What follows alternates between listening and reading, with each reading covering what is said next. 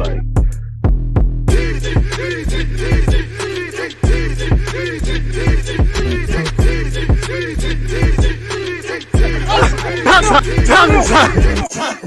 Am I live? Of course I'm live. People, Deluded, I'm back again. Thank you very much for tuning back in each and every time. I hope everyone's doing well and safe. I hope everyone's doing well and safe. You know, if you're out here in the United Kingdom, then obviously it's a good morning / good afternoon to you. A fair good morning, good afternoon, good evening, and in some cases, good night. I hope everyone's doing well and safe, enjoying their weekend off the back of a fantastic previous week. And I hope next week is filled in abundance, first and foremost with you lot's enrichment of health. Without health, we're dead in it. So I hope everyone's able to maintain or improve their health and extend that to your loved ones.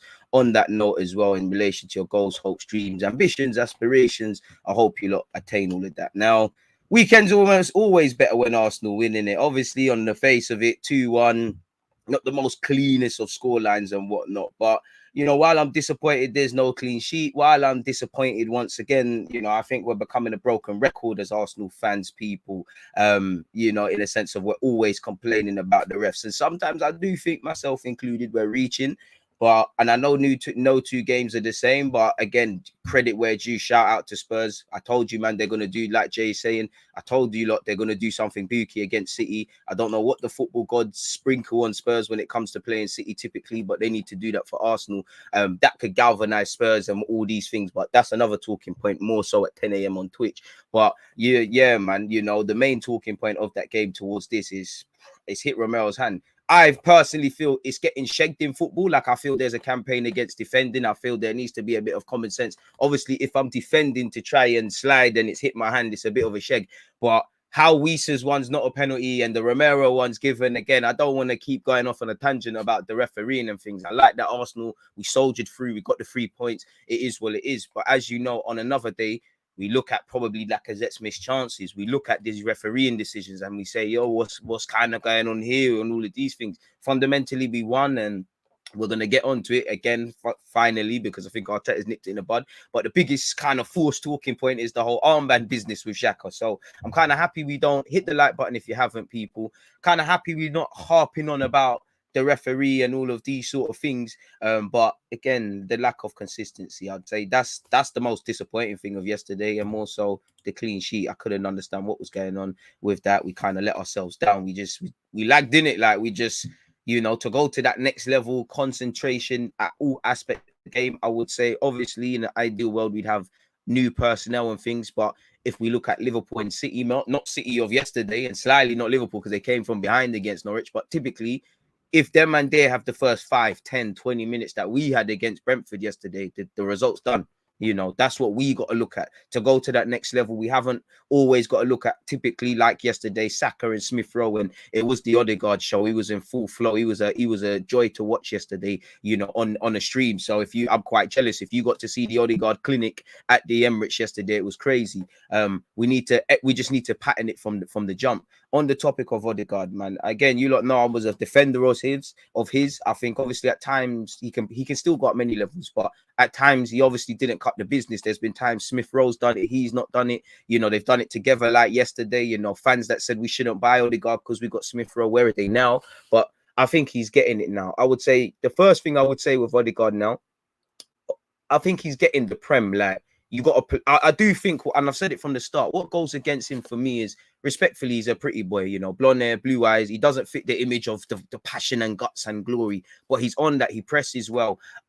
I mean, he's a captain of his country. I could say you could be a captain and leadership of this club. I'm more looking towards a Tierney sort of typical captain for me, for the next captain of this club. But I think he's always shown them leadership aspects, and he's going to have to, because he's one of the most experienced in the squad, despite being young himself, because of what he's gone through. But I'd say, away from what we brought him here to do, you know, you all saw the dummy yesterday and all the passing range and all these things, but I think he gets it. You got to play to the whistle in the Prem. You know, if you get tackled, you have to clamp a man back. You know, I think he's starting.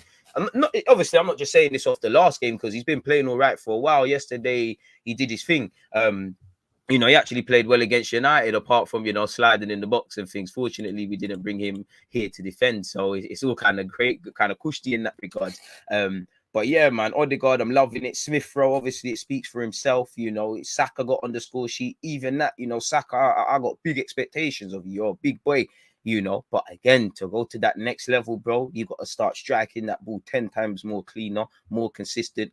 And I'd say again for everybody, I think, please, we've done all right at set pieces, but we're starting to take some meaty set pieces again. Can we just, you know, maybe we have to go over that one more time in training and things like that. But I love the numbers that the man them are putting up, especially for Smith Rowe. Now, as we know, naturally going through being a footballer, there's expectations. You know, he's he's on 9-10 goals now. Fantastic. Stop and praise that for a second. A man in his early 20s. Listen, we'd all give a lot to play one game of Premier League football, let alone be number 10, play for England, all these things in like 18 months. It's great. And he's not done yet. But what's going to happen?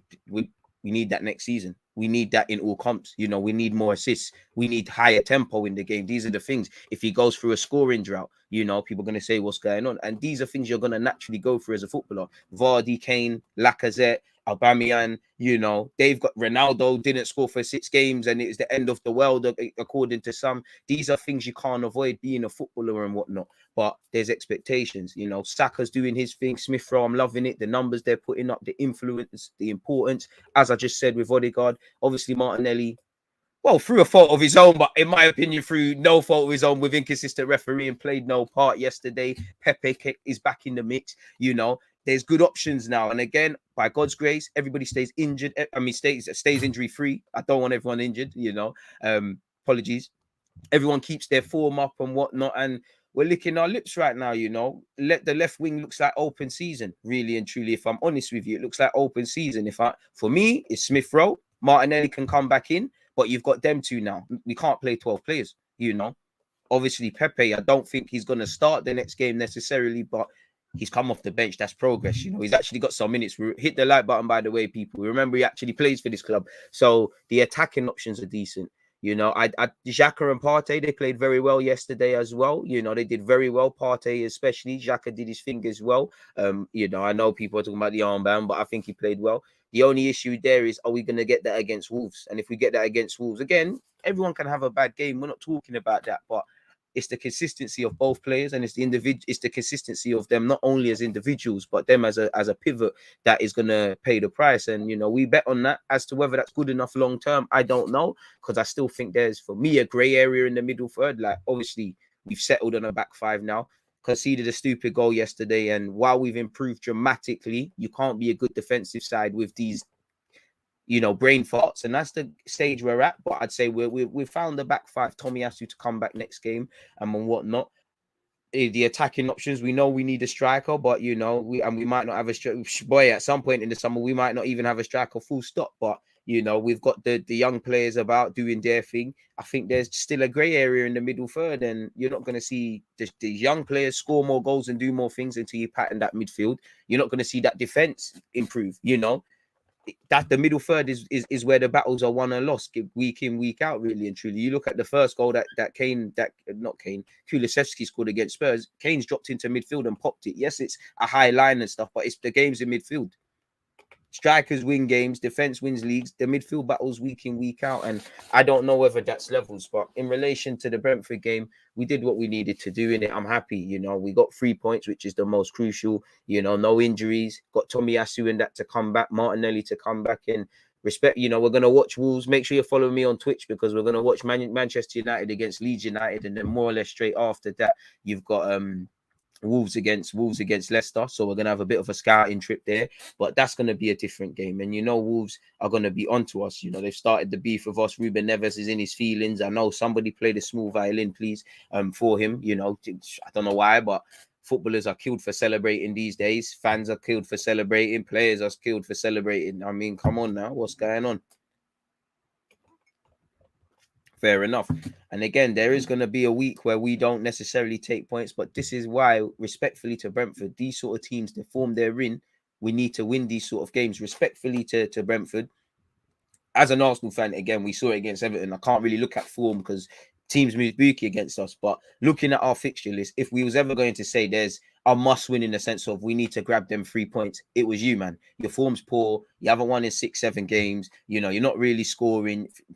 boy, we're doing all right. You know, I know that they're talking about, you know, the minute the fans are on the same page, our club is talking about improving the atmosphere. So everything's buzzing at our club. We need to take points from that. You know, Wolves, I don't know what that's saying. Neither do I with Spurs now, because again, I don't want to be cliche, but a result against the champions doing the double, you know, that could provoke some thoughts into the players to keep fighting and whatnot. United are still fourth and there to play Leeds later on today. As I said, we'll be watching it on Twitch. Hopefully Leeds can do us a favor, but I don't know. Midweek again, you're hoping Burnley can do a job against the Spuds as well. West Ham dropped points this week as well, which also made it even better for us getting 3 points. Lovely to see Joe Willock score as well. Agent Joe Willock, man. Arsene Wenger's did it again. He's developed Haaland, you know, bought Arteta. Arteta's become the Arsenal manager. He sold Joe Willock to Newcastle and he's done that. Can that be the difference?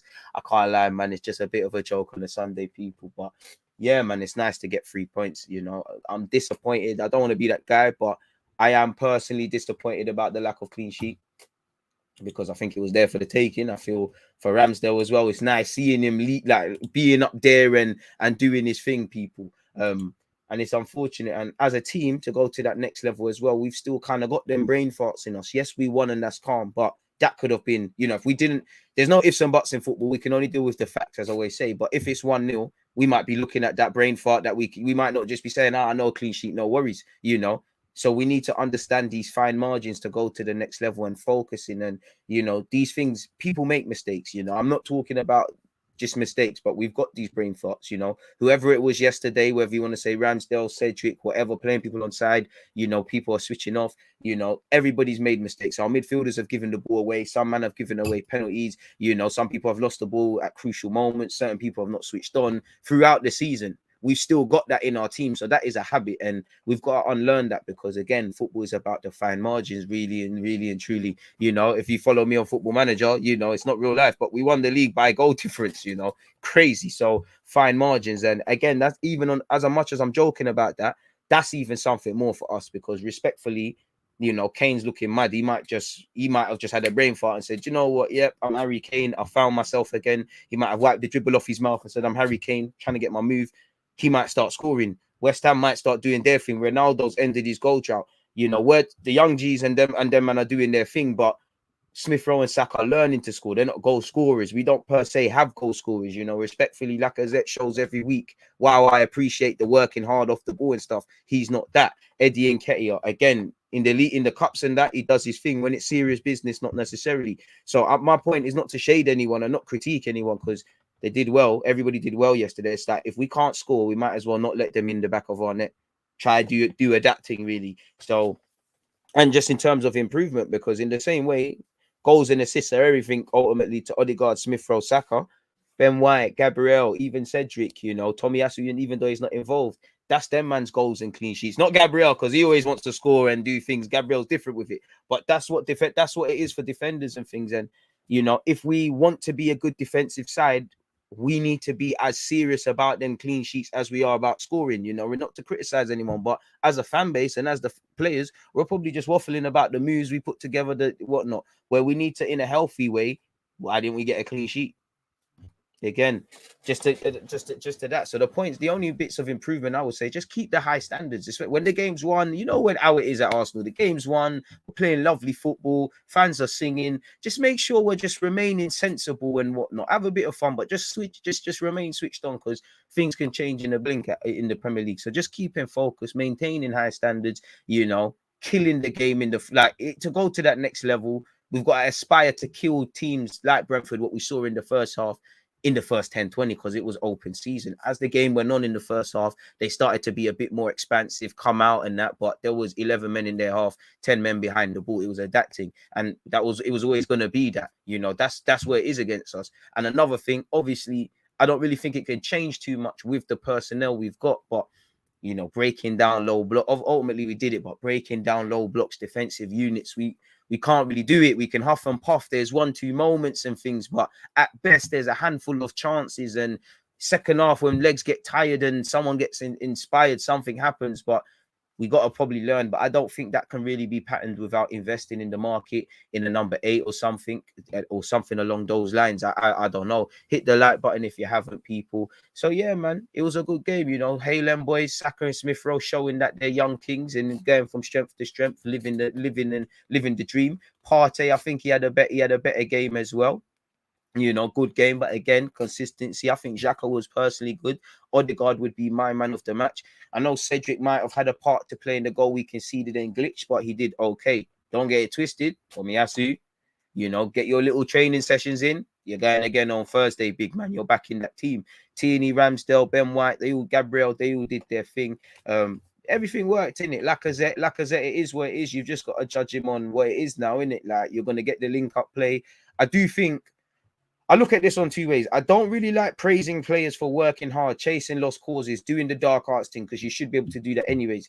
But I do think, and I also feel because LACA doesn't necessarily bag, we overcompensate with that. But at the same time, even in the second half, I don't feel he's appreciated for that. But ultimately, as much as the modern game desires, you know, dropping deep and doing all these things and not just scoring goals, and it's all about what you're doing when you're not scoring, as shown when we had Aubameyang and Lacazette. You know, Laca's the better player. If goals are not a thing, you still need to bag. And, you know, it's almost respectfully to Lacazette, it's every week now, really and truly, that you're missing chances like that. And it's not really that deep against Burnley, but you go back to maybe the Liverpool game and all of these sort of things.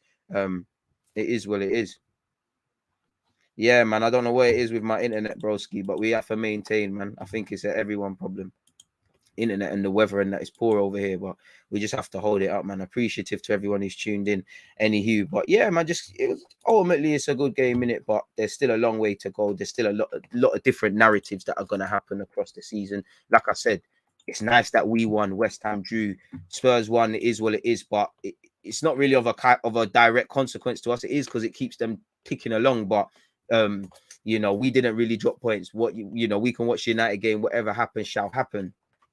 So it is what it is, but there's a lot of narratives to spin. There's a lot of games to come. There's a lot of everything, really and truly, people. You know, we've got Wolves midweek, and I know we always say it, or I always say it, and it becomes a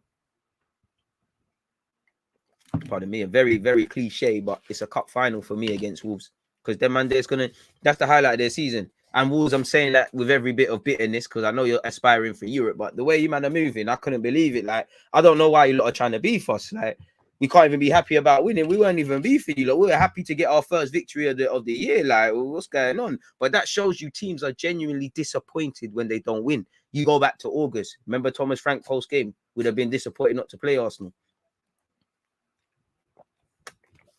But yeah, and you can't really look at games on paper, because I'm not on a told you so, but I told you, like, we can't even look at the Watford game to come after Wolves and say, yo, that's 3 points. It should be.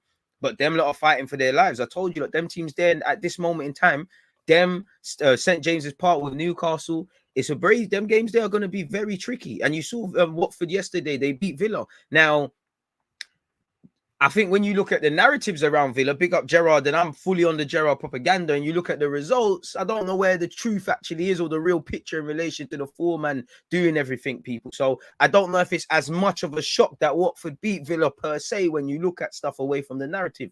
But if we go on the headlines, Villa are doing mad things and whatnot. Watford beat them. That's a big 3 points for them. They're going to fancy us, respectfully, not to diss my own club, but people fancy us. We would fancy us. If you don't beat us, Arsenal, you're genuinely disappointed because of where they are, because of what they used to be, because you probably look at these young players and fancy them, respect, and think we can smack them up. So we've got a tough run of games, man. You know, tough run of games. The next 9 points on the line. Wolves at home, Watford away, Leicester at home. Leicester are gonna want revenge. I know Leicester are not the Leicester that they used to be, but we can't look at that. Our game got rearranged as well. It's a big March now. All of a sudden, you know. That's like 3 games in quick succession. We've got Leicester on the 13th at home, Liverpool in midweek on the 16th of March, 3 days later. 3 days after that, you've got Villa away. And there's no excuses. You know, suddenly all them arguments there, oh, play once a week, that's all dead. And it's dead for me because these lot are aspiring to be a team in the Champions League and all these things. if you're in Champions League and you're trying to go as far as you are in the League Cup, and you know you're in all these competitions, that you look over, sadly, you look over there at Chelsea, they're still in the champs, they're still, you know, they're in a Carling Cup final against Liverpool, you know, they just had the World Club Cup, they're still doing what they're doing in the Premier League. My point is not to praise Chelsea. My point is to say, if you want to be in that territory, there's bare games. There's literally bare games. So we know we need to invest in the squad, and we know we've cut some players loose and whatnot, but people need to be prepared to do this thing. Like, them excuses there don't really mean much. So again, we got some difficult games, people. Again, I don't know with the internet if the sharing screen thing's going to be nice to me, people, but nonetheless, let's try. Again, February's not done. Like I said, cup final against Wolves soon. Couple days. Watford away. Leicester away. This is now March territory now. You know, Watford, Leicester, Liverpool, Villa. That's a 12 points. And we should be targeting 12, but what's the safety net? You know, the Liverpool game, I don't want to say write off. No football's write off, and I don't care how good or how bad the team is. You don't just turn up and just turn over. No matter how good Trent, Salah, all these guys are, fantastic team. Don't just turn up and want to accept defeat. But respectfully, we know how the script goes against Liverpool, so we try our best. We hope for the best and whatever. But in the grand scheme of things, respectfully, you know, as much as what I said about Watford, you need to get 3 points there. You need to listen. Leicester's still a bad boy team and all these things, but you need to get 6 points there. 6 points in March. Well, you need 6 to 9 points. I'll be real, 6 to 9 points. Villa away, I can't lie. Just on the basis of last couple of times we've travelled to Villa away, it ain't been too good. And much like the last time we played Villa, going into the game, we're gonna be saying, "Yo, it's a big game, Villa, this, that, and the third." So 6 to 9 points. You know, I would love to say 12. I would say 6 is the absolute minimum, you know, if it like a doomsday thing. It's a big march for us, people. And the games don't get any better because, again, you've got 3 of my bogey teams. These are 3 teams I look for when you look past the obvious in August when the fixtures come out, when you look at the big games and the derbies and whatnot.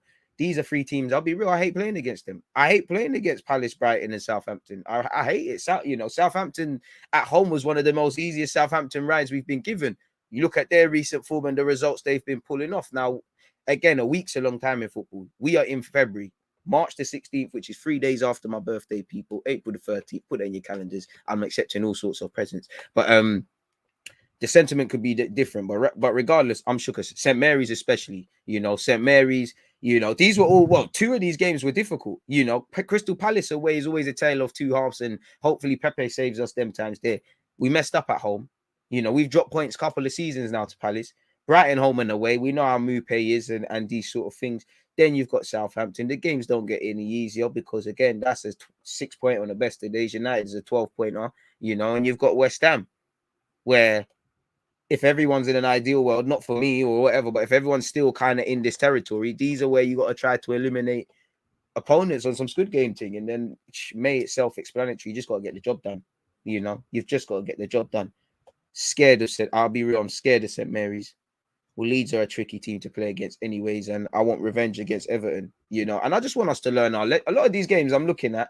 Obviously, we got games rearranged. I just want us to learn our lessons from a lot of these games, just as a fan, like going all the way back. You know, Wolves, can we create more? Because if I'm honest, we were handed a goal. You know, we did very well, but we're handed a goal. We still can't break down low blocks. You know, Watford, again, that's kind of irrelevant. Leicester, we did well. But I remember Leicester from last year.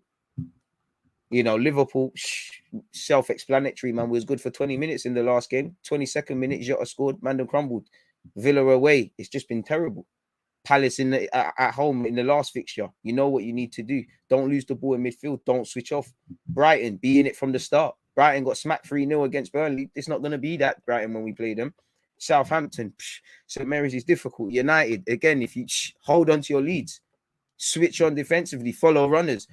Boy, West Ham's a different one, but by now you get the point, people, man. Make sure you're hitting the like button and subscribing on Twitch if you haven't. My mouse is moving mad, so I can't even move the screen. Here we go. One love to you lot that is tuned in at this moment in time. Let's make that a timestamp right there. There we have it. Shout out to you, Marcel. Well, it's true, though. You know, you lot do love playing at the Emirates. Unfortunately, and Jota's trying his best to be mentioned in the same regards as Vardy, Rooney, Kane, Drogba, as these Arsenal villains, really and truly. Fair play. Can't help wondering how suddenly Pepe is the answer to everything. Don't get me wrong, great talent, but never been consistent for us. I just think I don't think he's the answer. I just think you can be used in the squad. I don't think anyone is the answer or the messiah. If anything, it's the Halen boys, but it's unfair to place that. I just think what we can't say no to is more options. You know, we can't expect them to do it every week. And when Pepe's got a point, we've been down this road the last 2 seasons, but when a player's got a point to prove, you hope for a purple patch again. You make yourself a hero. You know, all it takes is for Saka and Smith Rowe not to do the business. You come on the field. We're going to need everyone, really. And for me, while our main number 9 isn't scoring, then anyone in any minutes that's going to play, if you can look like a goal scoring threat, fair play. Because who really is a goal scoring threat consistently? Obviously, Smith Rowe and Saka putting up the numbers. Martinelli, I'll count him down as that. A couple other men will huff and puff, might get the occasional goal. You know, Odegaard's not necessarily a goal scorer. He'll be in amongst there. You know, Partey will have his customary shot every game. You know, he's getting better. He's almost, his last shot was like a Wobie. It barely left the floor. You know, maybe he's spending too much time with Saka in training in terms of shooting practice. But who knows, man? I love them. It's all in jest, people. Spurs have a very hard march. Let's hope so. But you never know, man. They might get galvanized and go for a purple patch of their own. You know, this is why it's so important for us. What do you think about the pen we didn't get when Spurs got booked for the same thing? I spoke about it earlier. It's the same old again. What at this point, what more can I say? We're all seeing the blatant inconsistencies and double standards, and I'm sure they'll be like Peter Wilton or whoever and tell us a reason and manipulate the angles and do all these things. My personal opinion on them sort of penalties in general, maybe it's because I'm a fullback. I think there's a campaign against defending. I don't think there's any point defending. I feel, you know, if someone's trying to block a shot in real time, then, you know, and it's hit their hand and whatnot, it's a sheg. I feel the one we would have got is incredibly harsh. He's not even looking. But by the letters of these inconsistent laws that they're bringing, it's a pen. Harsh pen, harsh foul doesn't mean it's not a foul or whatever. You know, if you go to prison, you can say you got a harsh sentence. You still got sentenced. You still got to do time in it. So it is what it is. So inconsistency, man. Inconsistency is just baffling, man. Baffling. What I'm happy about is, you know, we got it's not that no one cares, but we got the 3 points. You know, again, it's baffling. It really is baffling. And I think us as fans, we have become the boys who cried wolf and whatnot, but it's just baffling. Every game we're talking about a new inconsistent decision. You know, maybe Arsenal fans might have been reaching with the Pepe one, with the LACA one. You know, I didn't think LACA was offside in real time, but boy, I don't know, man. Big up yourself, Zed. Appreciate you. Pepe looked good, but who does he get in the team ahead of? LACA not pulling his weight, though.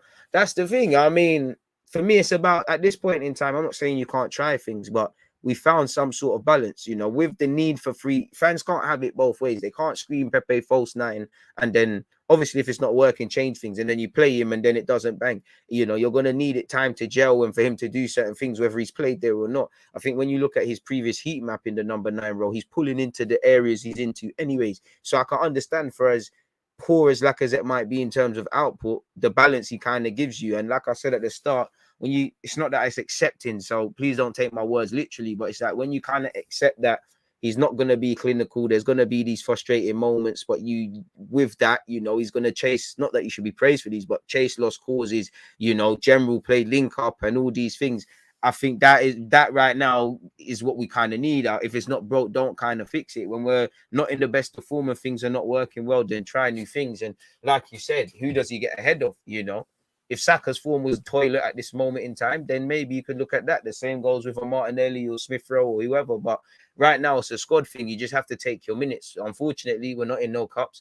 God forbid there's no injuries. But if you get a chance off the bench, make yourself a hero. That's how Lacazette initially got into the team. He was doing up bench, you know. We was still trying to play Aubameyang into form. Then, you know, you remember around the Crystal Palace times, I'm sure Lacazette came off the bench against Palace and helped us. It was a point where Lacazette was one of them now. He's playing like you can't really leave him out sort of thing. So we tried Lacazette and Aubameyang up front, hit and miss. What shall be. Now Laca's there. So it might have to be a that thing really. But with 16 games left and the need for 3 points, I probably would play LACA against Wolves. We're at where we're at now, isn't it? Like, should we have another striker? Should we have other options? We spoke about it in January. We'll speak about it in May. Right now, it is what it is, isn't it? Unless there's some crazy free agent out there where you can still sign free agents, you know, that's better than what we have. It is where it is now, you know. We just have to hope these players that are scoring, keep scoring or other people pick up. But again, as Arsenal fans, we can't say no to a super sub. Why not? Football's a squad game. But like you said, and it's a bit harsh. I wouldn't even say LACA's not pulling his weight. If you look at what a striker is paid to do, score goals, then evidently, but I'd say LACA is just missing the goals. And fundamentally, that's why we need a next guy, really. All three games are winnable. I pick up yourself, Jason. You know me, I don't like them phrases and them words there. I hope so, Broski. I hope so. Don't forget, people, I'm live at 1:30 on Twitch. We're going to be watching, the Premier League to come. Would you play the same side against Wolves, or would you bench Smith Rowe for Martinelli? Again, wish you could have 12 players. It used to be Odegaard, Smith Rowe. Now it's a shake. You could do I you could do a Martinelli up front, Smith Rowe there, play the kids and whatnot. Lacazette, plan not a guy off the bench. But as much as I want that, as much as I want that long term, and I do want that right now. I'll be lying to you if I said I would do it. I'd probably play Lacazette. I keep Smith Rowe in there, Martinelli off the bench. I keep him in there.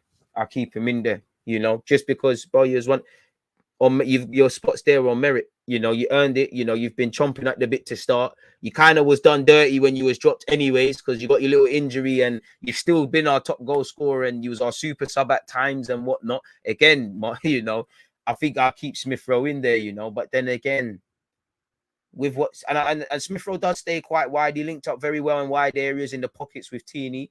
I just think man, I shook off Martinelli, because the Martinelli will come short and get involved, but he's one of the few players we've got, like you saw against Wolves, that he's on, like, as a fullback. If man is quick, if you go forward, you need to make sure you get a crossing or something, and you're not getting forward too many times. And I think Martinelli provokes that fear. I think man are scared of Smith Rowe, but that's not his gameplay. He's the cute, he'll come out, like he'll drop in and then he'll spring off. Martinelli's just on his bike, like you saw. So it all depends, man. It all depends. It's good problems to have, and the problems we need to have is, again, I wish we could play 12 players. I don't know, bro. I don't know, man. I don't know, man. I'm happy I'm not Mikel Arteta. I'll be real with you. I'm happy I'm not Mikel Arteta. Oof. I'm trying to answer, bro, but I can't. I don't know.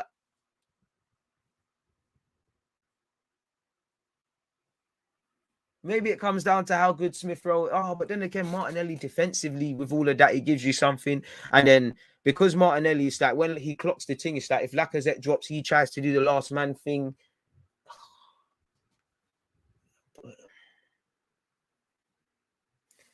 Do you know what?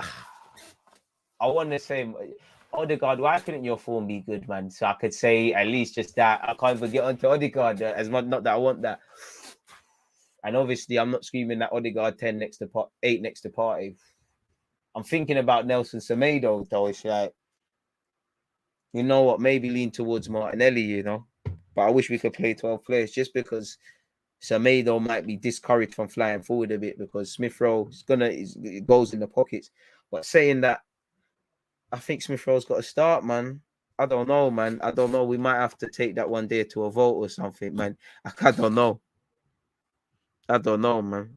I wish Odegaard had unlocked his 8 genius. Loading. Hey, maybe that's why he's dropping to the halfway line on the right-hand side. Maybe it's short-term pain for long-term gain with Martin Odegaard there, man. I hope when he unlocks that, I can't hear you, man, because I'm not going to lie.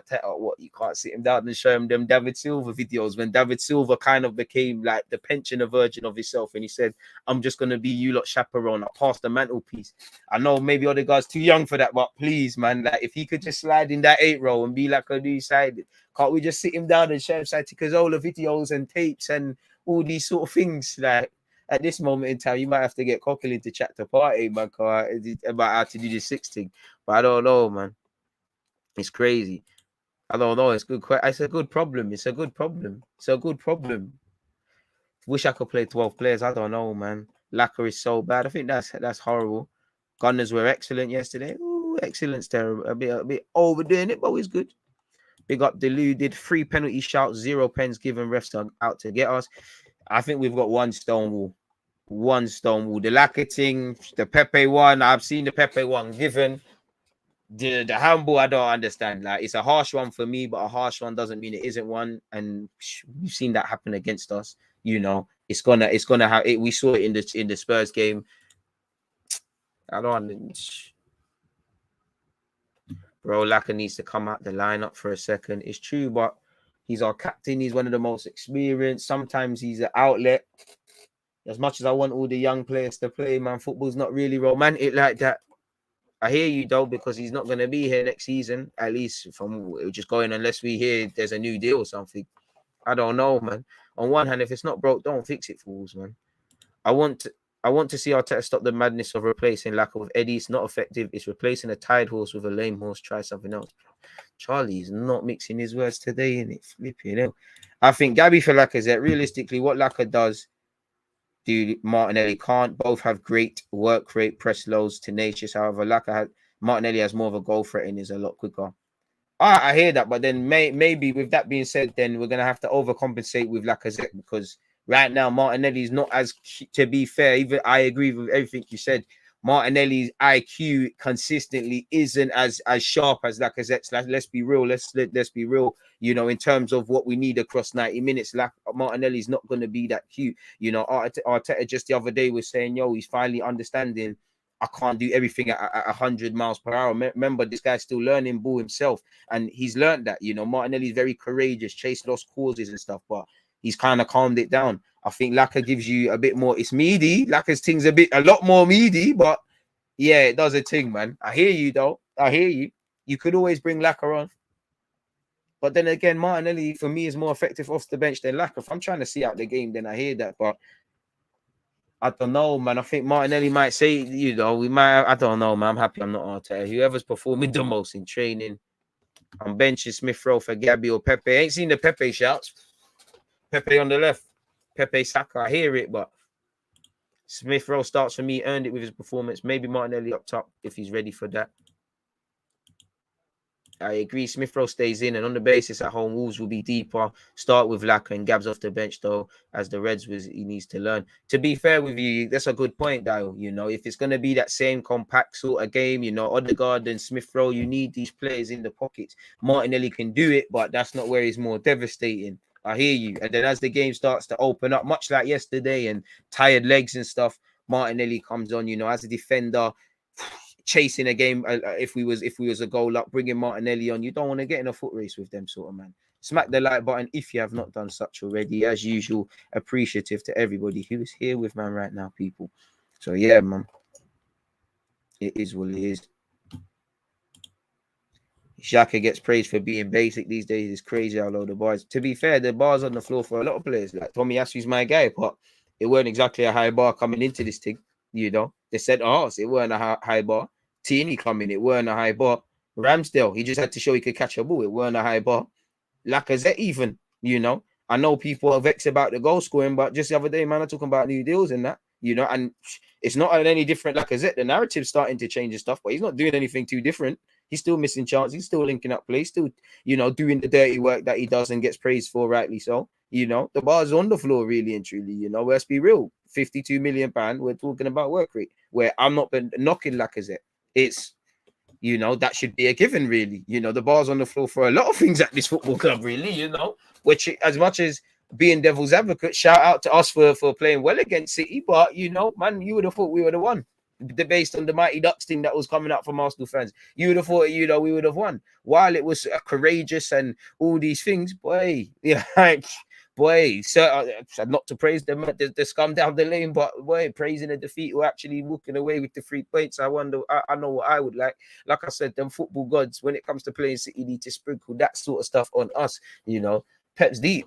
Pep ain't even letting his man them beat him. He's letting next strangers like Conte beat him. I don't know what Arteta's pause. I don't know what Arteta's going on in that group chat with, but he's not even letting us get the clout of beating you. You let them man get the double over you, Pep, but not us. Okay, that's how you're moving. All right. 5 pence, not even free. Oh, we're overdoing it.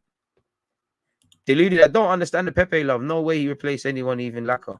I agree. That I like Pepe. I think, you know, if he's playing If he forces his way into the squad, then he forces his way into the squad. I would like that. Go on. We've already got a headache. We're talking about who plays off that left. You play even better, which it's complicated problems, really. But I understand the love. He's a player. He could bring something, but I don't understand, like, not the campaign. I understand the campaign for him to get more minutes, but I don't understand, like, he needs to be in the starting 11.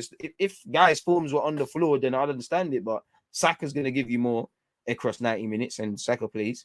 Smith Rowe plays ahead of him because of what he gives to the team. You know, Martinelli's played his way in. When Pepe gets his chance, take it, really. Martinelli's also not as strong. He's still developing, as we saw against, what was it?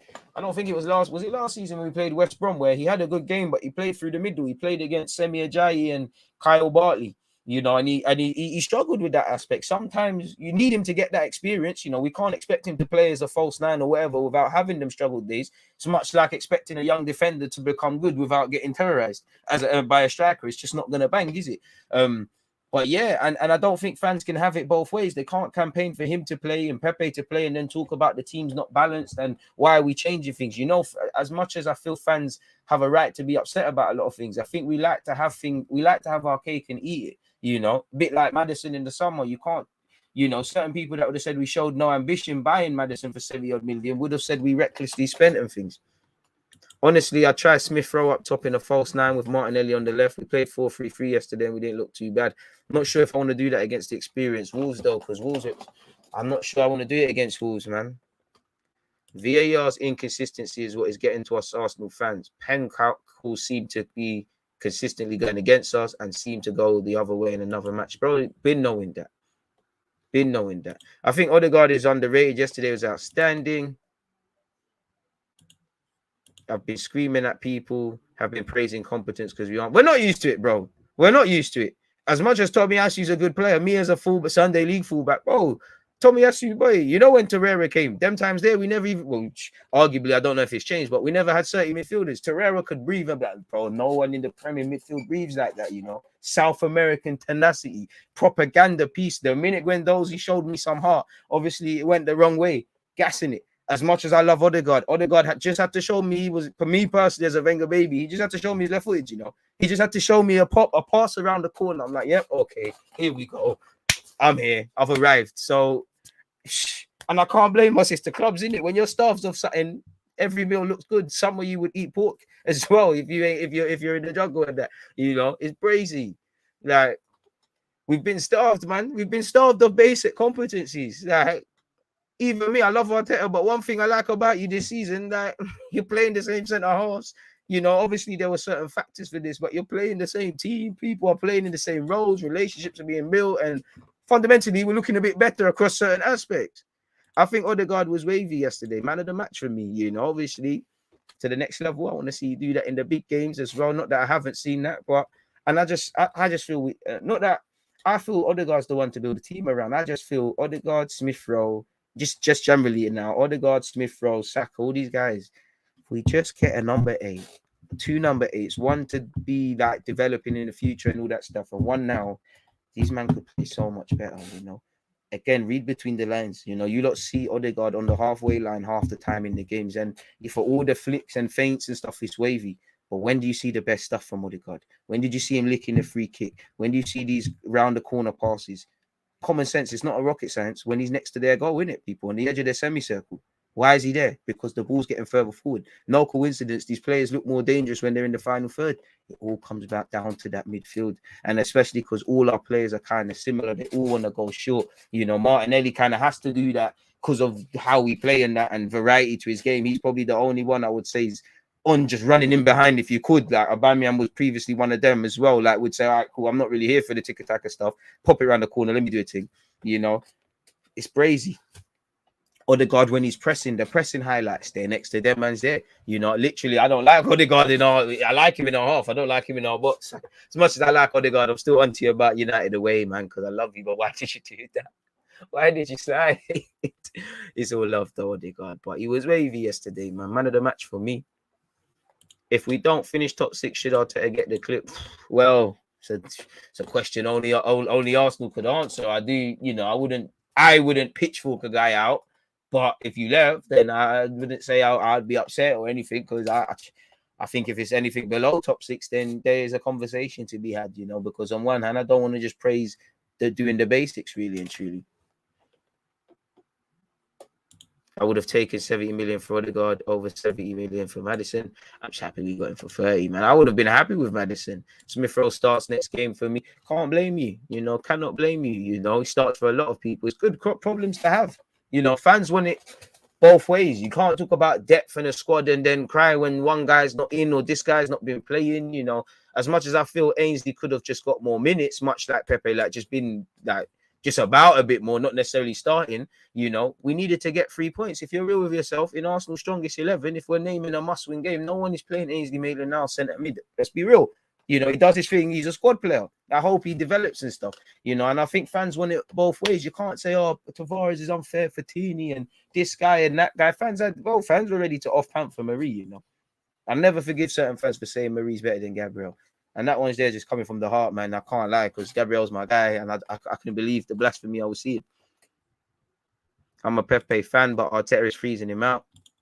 To be fair, we're picking up results. At the end of the day, right now we're fighting for fourth, innit, / top 6. So I'm not saying I can't ask questions of Arteta and things, but that's the collective, innit? I don't really care about people's personal stuff, really and truly. Everyone should be upset when you're not playing and things like that. As long as quote unquote results are happening and we look on course to achieve, then it is what it is. The collective first, feeling second. I can agree with it. Like I said, I feel Ainsley at the time, Pepe, they just get more minutes. I'm not saying for me they should start, but just be about a bit more, but get the results done. And obviously, if we micro go through the games, it paints a different story. But the macro, bro, right now in February, I didn't think Arsenal would be fighting for Europe in some capacity. Right now, boy, it's when people's form's on the floor, then I start, and they keep playing, like when we had with Willian, like and other people, and I start questioning why they're in the team now, because, it's almost like they're at the detriment to the team now. Their form is harming the team. Then I start to ask questions. But, yeah, even when Martinelli wasn't getting a look in, bro, results were happening. Again, another one who I felt at the time, you should have been given more minutes, involved a bit more, but it is what it is. DG, what did you think about Cedric yesterday? I think his link-up play of Odegaard and Saka is great. I'm not saying I prefer Tomiyasu over him. I think apart from his part to playing the goal we conceded, he did all right, man. That's your second game on the spin. You've done all right. At this point in the season, whether you're going to play one game or every game from now till May, you need to be relied upon, and it will show a thing. And as I said, whether I rate these guys or not, it's the experienced players I'm looking at a bit more. For me, I count Ramsdale and Odegaard and Ben White and guys of this as a bit more experienced, but just what Arteta tells us, the Xhakas, the Parteys, the LACAs, the Cedrics, these sort of guys, you lot know more than ever need to give me consistency and whatnot. And I saw a bit of that yesterday, innit? Obviously, Brentford's form is not exactly the best, but I saw a lot of that yesterday, so I'm not really complaining. Again, as much as that, and it is unfair to Cedric, in my opinion, to arguably be dropped. Tomiyasu comes in for that game on midweek, isn't it? Really and truly, and the Tomiyasu love drama continues. One love for that Cedric. If you get called upon this season, more of the same again. But come the summer, you need to keep it moving, because I feel you have to give him praise, because we can't almost kill the guy for his poor performance against Sunderland and then not give him his shout outs. But still, it is what it is. A broken clock right twice a day. I don't think Cedric's good enough to be a second choice in August, because God forbid if Tomiyasu ever gets a long-term injury, I feel you can get away with Cedric on a game-by-game basis, little here and there. I just feel, nah, man, not for me personally. He don't look over his shoulder good enough. I feel every now and again he puts in a good cross, but his link-up play is not the best. I don't feel he tracks his runners. Yeah. And at the grand scheme of things, I think I would have played Tomiyasu, but I'm happy that he's not there, man. Because obviously, gets a couple more training sessions in, bit fitter, not really less risk of a setback and that. And we go again. Hit the like button, people. We're just shy of 100 now. 7 more likes and we're there. Let's look at some of the, what would you define this? Let's just say Arsenal thoughts for that one. Let's look at some of the tabloids and things quickly, people, because we're running out of time. As you know, I'm live at 1:30 where we're watching Leeds Manchester United, but that's 49-10. Xhaka armband. LACA trolls. So yeah, first things first, relating to the armband people. For me personally, I said it at the time. I didn't care at the time because we're winning. I feel fans are making a problem out of it. I get why it would be upsetting, but I didn't know the variables behind why Xhaka was wanting to do such people. It could have been, which Arteta's come out now and said, whether it was true or not, Tierney was the next in command. Maybe he didn't want to wear it. Maybe he, he just, when you're focused on the game, things are happening. And, as much as fans are getting onto him for that, if you pull it on, fans would have said, what of a joke of our clubs? How's he wearing it again? And things like that, really and truly. He said the armband was intended for Tierney, who is next in line. So maybe Nketiah didn't get the right message. He said it was for Kieran. He was next in line. And that's why maybe Eddie didn't pick up the message and Granit told him to give it to Kieran. Boy, fair enough. I hear it. But away from that, we all watched, well, some of you were there on Twitch with me where we watched Napoli against Barcelona. And we said, what a player Fabian Ruiz is. He's, former Betis man at Napoli, wonder of a left foot, cultured Spanish international. Again, I don't know what to believe of these rumors here because you look at this article I was reading, and I said this the last time we spoke about him. If you're contracted until 2023, allegedly you want to play Champions League football, and he's eager to join Real Madrid or Barca, and I think he'd be a gift for both. I think Barca need him a lot more. Saying that, Real Madrid might need to replenish their midfield as well, because it looks like time is catching up to their midfielders. Fantastic baller, wonder of a left foot, cultured, can dictate tempo. Just a baller. And as I said, he played well against Barcelona. They should have kept him there. 25 years of age. Allegedly, these articles are saying he's available for 16 million. Now, let's remember, he plays for Napoli, and he also is, this is coming out, this report allegedly came out of Italy. Now, I always look at Italian links with Arsenal with a pinch of salt, the Vlahoviches, the Locatellis, the Xhakas to Roma, there's many more I'm sure you lot could throw up, but I'd love him. If for what it's worth, if he was available for 16 million, contracted until 2023, why not? But if we were to get top four, then it might tip him to play. Obviously, I hope his countryman Arteta can convince him. 25, that's, the experience sort of end of what we've got with our young players, but still got time in front of him. I think him and Partey together in midfield to go with Odegaard's things of dreams. You get another number 8. We could be cooking, man. We could be cooking. And Napoli apparently wants 16 million plus extras for Fabian Ruiz, while the player is understood to be seeking a 4-year deal. That's cool, but he's leaving himself open at 29 to be able to keep it moving. I mean, we'd love that all to happen, wouldn't we, people? But it isn't to be, man. I'm not going to get excited with that. Again, same report basically saying, that they'll slap a 60 million price tag on him in the summer, and he's demanding a 4-year deal. Again, another name, Arthur Melo, that was another one. I'm sure there was more. Apparently, the Sunday Mirror understands Arsenal are running provisional checks on the Spaniard ahead of a future transfer at the end of the season. There'll probably be a bunch of interest. Now, interest doesn't always correlate to buying, but he could be a fantastic option. And also, to be fair with you, it could be in his best interest to run down the deal, because Napoli are still doing good in Serie A. If they get Champions League football, you running down your deal, you could have the best of both worlds. You could kind of see the fruits of your labor next season for this season. And then obviously we all know the market we're in. It does, players of all levels, becoming a free agent is one of the most attractive things you could probably do now. Mbappe, Pogba, Rudiger's running down his deal, Christensen, Aspilicueta, these contracts are running out. 2023, half the players were linked with in a year's time. This time next year, we'll be looking at such. If it was to happen in Fabian Ruiz, Telemans, Douglas Luiz, Ruben Neves, and I'm sure there's a bunch of other ones, Bissouma, there's a bunch of them. So I would love him. I'd love him. He's someone we've seen play for a while, man, but boy, I don't know. Maybe this is why Champions League football can be so crucial in convincing certain players. On one hand, of course, every fan, if they don't want to sign for the club on the merit, of course, but we've got to remember, if Arsenal are not going to be the big bad bullies in the league, then the least we can do is have some champagne nights at the Emirates. We might still get booked 10-2 against Bayern Munich, but we'll tell Fabian Ruiz that after he signs the contract and he can't get out of that, and make sure the lawyers have looked through it. But for what it's worth, that one there looks a myth, people. Allegedly, Arteta has also refused to get carried away in the transfer race as well. Once the transfer in the race for top 4, almost a title race. Why is it frozen? I can't bring your comments. So what's going on? I see Maitland now's playing wing back yesterday. Just wanted to play.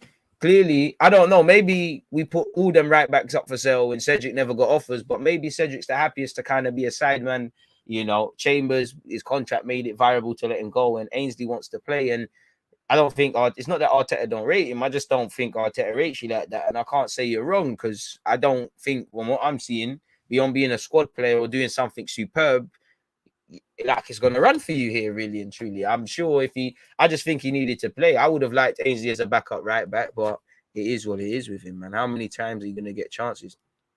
The issue with Ainsley at centre mid is we didn't see enough of him. If he had been given a run of games, we could compare his performances to Xhaka. We've just got that one game versus Watford to go. No, we haven't. He's been there for a while, and he's also, I know it's not the same, but we've seen it at West Brom, and we've seen his skill set, you know, him, and not to praise Xhaka, because I agree with the sentiment, you know, and what you're saying, but he's not. If you're not a progressive footballer, it's not going to happen here. I do agree with you. Ainsley should have got more minutes. It would have been nice for him to find a little role here, you know, come off the bench, start the occasional game, maybe do an El Nene-esque sort of thing. But beyond that, it was a myth, really. The one thing for me is well, you lot could have just made your 20 million on him, you know. You could have, we had the same storyline for time, really, with Ainsley, where he's half going, then there's a magnificent performance or a magnificent sentiment regarding our club, and then he stays. Fabian Ruiz to Arsenal, why not? I can't see it happening, man. I'm starving to see us in the champs as well, man. Dunkirk is not here for it. Fabian, Xhaka, for slow left-footed, looks good in a slow league with time and space, just like Xhaka would, just my opinion. Fair enough. I would take Anguissa. No way, Neves. Fair enough. I'm just saying his contract, man. If you lot don't get that contract sorted, he's going to keep it moving. Same as Tierney. I'm sure Arteta resting Tommy is similar to Tierney. Tierney hasn't had an injury since coming back. Touch wood, my guy. How do you think Thursday will go? Hopefully we win, man. But honestly, I haven't given it much thought. I expect a more positive Wolves. Obviously, I would say for both teams, don't let him. I would say quickly, emotion shouldn't carry teams. For Arsenal, we shouldn't feel we want to put one over on you lot because you lot are chatting. You lot shouldn't let it consume you with rage that we were celebrating. But I do expect to see a passionate game. I do expect to see a more front-footed Wolves. I don't know for Matinho, but I am shook.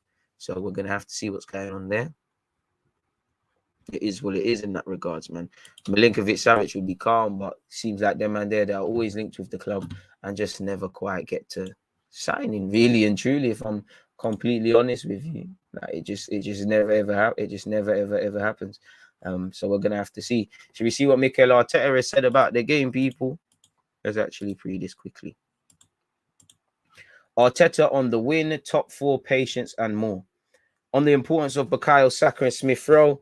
Thank you to the supporters again for the atmosphere they created. I understand they love that song, and everybody loves that song because they are players that have been raised in our system. And I'm really happy that we have players that come and take responsibility, and they managed to win games for us, which is really impressive at that age.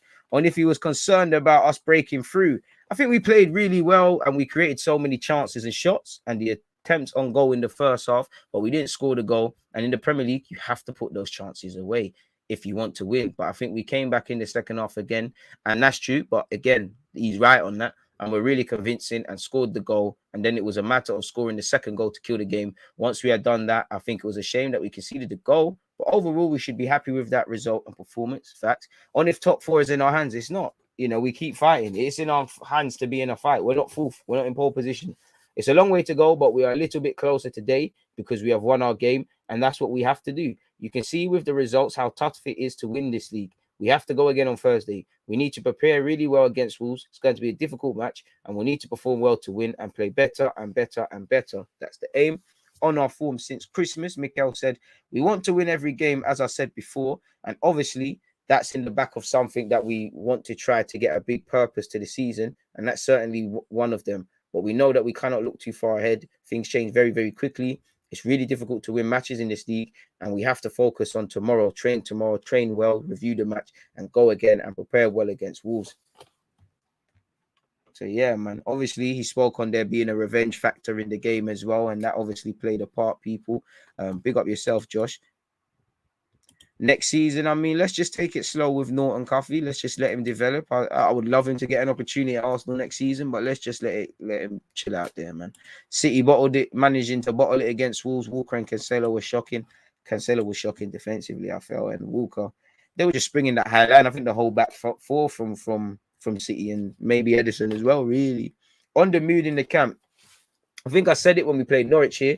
In the first game that we won after 3 defeats, And that was an invaluable time for me to understand the people that we have at the club, the players and the staff around here. Because the more difficult the situation was getting, the more united and close and convinced we were that together we could do it. And that was a game changer. It really united everybody, and you probably learn more in difficult moments than in good ones. Amen. Much like life, let alone football. On what he learned from his team during our tough start, I mean, we all know everybody had to pull their pants up and stand up to be counted. He went on to keep saying he's proud of his players, but crucially for us fans, the relevantness from this is on if we're favourites for the top 4. The way I see it now, we have 15 games to go. We know more or less the amount of points that are going to be necessary in that fight. So stop right there. All season, when I've been saying to you lot, there needs to be a points tally in our head that we chase. We're now at that period where that's that. Whatever points that is on the board, it may or may not be enough. But this is what these boys need to be aiming to attain or better. So we already know that. And I also feel this is the closest I've ever got at any point now to Mikel Arteta. He still hasn't said it, but we're aiming for top 4. I've seen Vinay kind of say it up front. I've seen even the one Josh Kroenke. I've seen Xhaka and Saka talk about it. So the players must be. Now I've kind of seen it. You know, so we'll see what's going on there. And I hope, Edu, you're calling people. And I hope, there's targets. If we get Europe in Champions League form or in Europa or doomsday, if we get nothing, we're able to move. But as he said, people, we know the amount of points that are going to be necessary in that fight. And we're still really, really far. So So what we have to do is focus on that next match. Don't lose any height.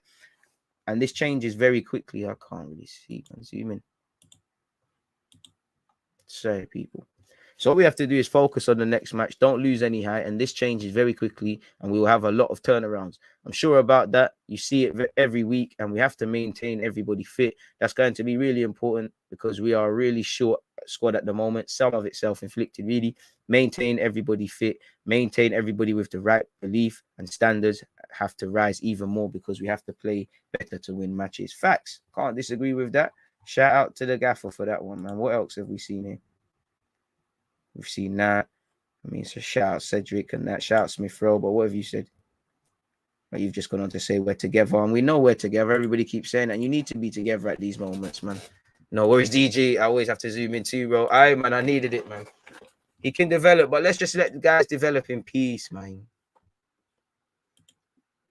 What did you think of Ramsdale's distribution yesterday? It was a little suspect, a few throws. To be fair, I hear you. At times it is like that, man. And Ramsdale's had shaky moments where, for him, I think whenever he's had shaky moments, it's almost we just got away with it sort of thing. But you're right. But again, he, as great as Ramsdale is, again, because as Arsenal fans we were starved of a good keeper. He's that fundamentally, larger than life character, a character in itself where we've been starved of that. Obviously, it's easy to see why we love Ramsdale. It's what we're accustomed to in the Prem. I think a lot of that it's like what we're saying with Tommy Asu in the earlier elements, the bar's kind of on the floor, and Ramsdale's still developing. He's going to do shaky moments. He's going to do shaky things. He's going to try superstar things, and it's not going to happen. But, this is the territory a lot of these players are at, man. So, here's what it is. And, yeah, that's where he just has to develop. Ramsdale's not a world-class keeper, England #1, and undoubtedly the recognised best keeper in the Prem. That's what he needs to aspire to be, and that's what he's not. So until you can say any of that in any walk of life, until you can say at the top, you're not the finished article. So you can always work on something, and Ramsdale's no different. But I love that guy, man. Very easy to love Ramsdale, really and truly. On that note, though, people, I'm going to have to stop this slightly shorter because I'm going live in 11 minutes on Twitch. I'm going to be watching Leeds versus Manchester United and then Wolves against Leicester. So join me if you're going to be there. Hit the like button if you haven't. Sorry, it's got to end to an abrupt 10 people. But yeah, safe, man. I'm out.